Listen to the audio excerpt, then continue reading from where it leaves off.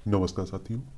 आप लोग अपनी स्क्रीन के सामने एक पिक्चर देख रहे होंगे और आप सभी लोगों को मालूम भी होगा कि आपके कॉमनवेल्थ गेम 2022 आयोजित किए जा रहे हैं।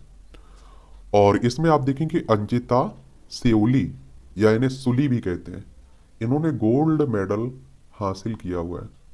तो आज हम लोग इनके बारे में एक सामान्य जानकारी देख लेंगे। हमारे देश के खिलाड़ी हैं तो हमें इनके बारे में मालूम होना चाहिए। कुछ और पिक्चर देख लीजिए आप लोग। और आप देखेंगे अगर हम लोग खेलों की बात करें कि कॉमनवेल्थ गेम कहाँ खेले जा रहे हैं, तो देखिए ये हमारे प्यार भारत है और यहाँ से आप लोग यूरोप जाएंगे तो आप देखेंगे कि आपको देखने को मिलेगा कि यहाँ आप लोगों को बर्मिंघम देखने को मिलेगा। क्या? बर्मिंघम। यही आयोजित किए जा रहे हैं और इसने आप लोग राष्ट्रमंडल खेल भी कहते हैं। और आप देखेंगे कि ये हर साल, हर 4 साल में होते हैं। पहली बार 1930 में हुए थे दिल्ली में। आप देखिए कि दिल्ली में 2010 में हुए थे।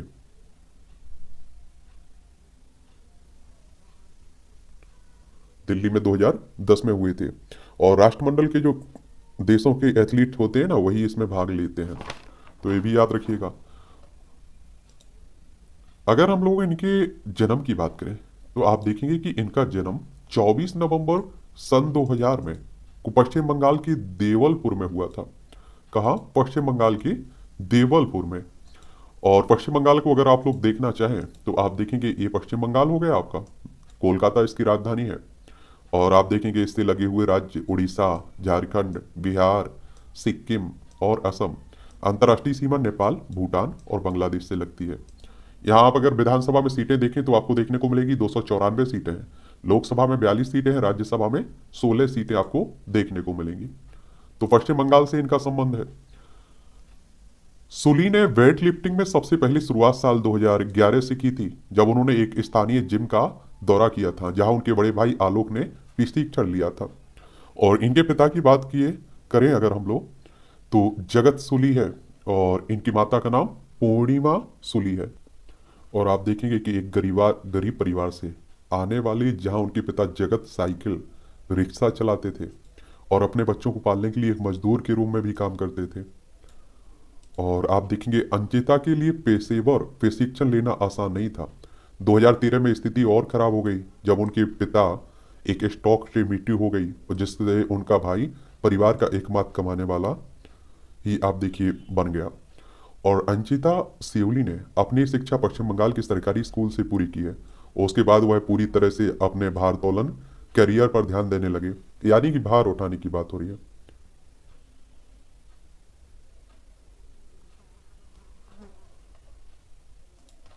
और उसके बाद अंचिता की माँ पूर्णिमा ने भी परिवार का पेट पालने के लिए छोटे मोटे काम किए।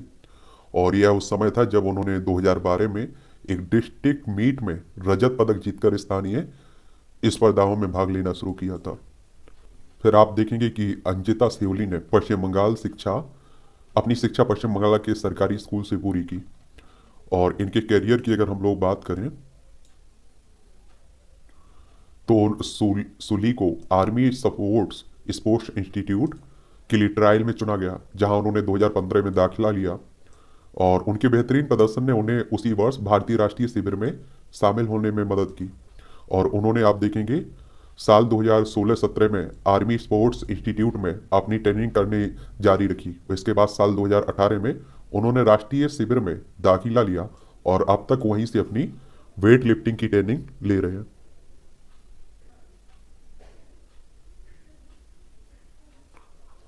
और वह साल 2015 में सुर्खियों में आए जब उन्होंने कॉमनवेल्थ यूथ चैंपियनशिप में 56 किलोग्राम स्पर्धा में रजत पदक जीता था। वह बाद में आप देखेंगे 69 किलोग्राम स्पर्धा में चले गए और 2018 में एशियाई युवा चैंपियनशिप में रजत पदक इन्होंने जीता। और साल 2018 में आप देखें कि युवा भारोत्तोलन तोलक के लिए एक यादगार वर्ष साबित हुआ, जिसमें जूनियर और सीनियर कॉमनवेल्थ चैंपियनशिप 2018 में इन्होंने स्वर्ण पदक भी जीता। और साल 2019 में SAF खेलों में विजयी होने के साथ ही एक और स्वर्ण पदक इन्होंने अपने नाम किया। और अंचिता ने उस साल समय 18 साल की उम्र में 2019 में सीनियर नेशनल में भी स्वर्ण पदक हासिल किया था। कोविड 19 महामारी लॉकडाउन के बाद युवा खिलाड़ी ने 2021 में कॉमनवेल्थ सीनियर चैंपियनशिप में स्वर्ण पदक का दावा किया था और उसी वर्ष जूनियर विश्व चैंपियनशिप में उन्हें रजत पदक हासिल किया था। क्या? रजत पदक। और अभी जो कॉमनवेल्थ गेम हुए हैं, भारतोलक अंचिता सूली ने रविवार को यहाँ NEC हॉल में 313 किलोग्राम भार उठाकर राष्ट्रमंडल खेलों में भारत के लिए तीसरा स्वर्ण पदक जीता है।